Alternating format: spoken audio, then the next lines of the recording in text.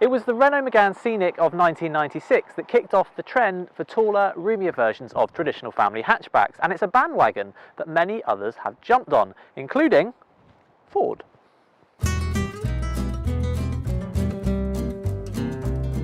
Its C-Max model is based on the Focus hatchback and has just been revised with sharper styling and refreshed dynamics.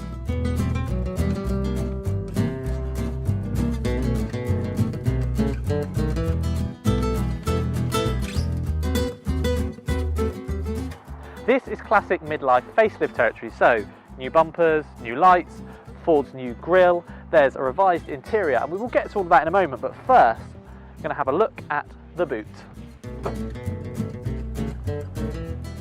Ford actually offers two versions of the C-Max. There's a 7-seater version, or this cheaper and more popular 5-seater. It's got a really big boot, there's room for a space saver spare wheel under there, low loading lip, all the things you want as a family, loads of room for a baby buggy, but things do get more complicated once you get into the back. First thing to note is that all versions of the C-Max feature rear seats that fold and tumble away, or can be removed entirely to boost load space. Word of warning though, they are heavy.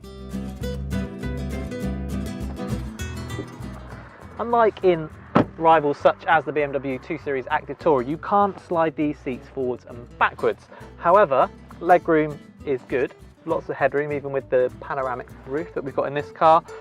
This third seat, you can fit 3 across here, but parents beware, you're not going to get a child seat in there. There's no Isofix and it's quite narrow. The interior is certainly an improvement on the previous C-Max, although it's still not as classy as a Golf SV. And whoever designed this touchscreen system appears to have forgotten that it's going to be used by people who are also trying to concentrate on driving. Just look at how many buttons there are on this thing and how small some of them are. It is bewildering to use at times. However, we do like the amount of storage on offer and these big door bins.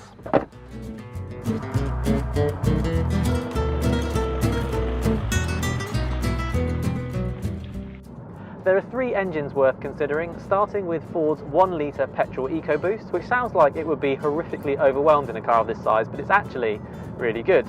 Next up is the best-selling 118 horsepower 1.5-litre diesel, which is gutsy and economical, and then last but not least is the 2-litre diesel that we are driving today.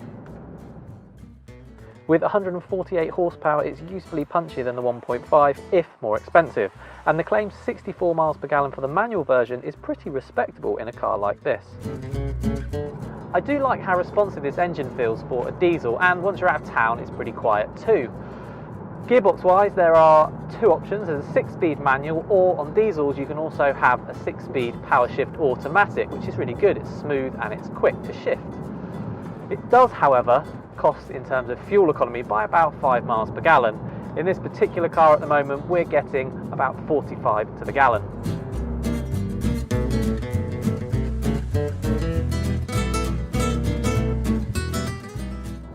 There's a bit of wind noise at motorway speeds, but otherwise the C-Max is a decent long-distance cruiser. We like the elevated driving position, which gives you a good view out over traffic, although over-the-shoulder visibility is slightly restricted, though you can specify auto parking functions. Speaking of visibility, we do like this little mirror up here, which allows you to keep an eye on the kids in the back. However, the best bit about the C-Max is that it's a sensible family car that's also fun to drive. No, seriously, the steering is beautifully weighted and very precise. The ride is really nicely controlled without being overly firm, and while the body does lean a bit in corners, it's really not bad for a car of this type. Ford does the whole ride and handling balance so well on cars like the Fiesta and the Focus, and it's a trick it's managed to pull off with the C-Max as well. Other plus points include that all models are well specified, running costs will be low, and there's lots of safety equipment such as front, side and window airbags. Plus you can specify active devices like blind spot monitors on the options list.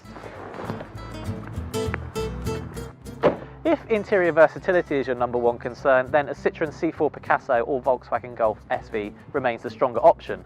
However, if you want a family car that drives as well as a hatchback, then the C-Max is the one to go for. Our final piece of advice though is don't pay the list price. Fact is, nobody does for a Ford, so if you want one of these, get your haggling head on and get down to your dealer. You can read full reviews of the C-Max and all its rivals by clicking up here to go to Telegraph Cars website, and of course don't forget to subscribe to our YouTube channel by clicking down here.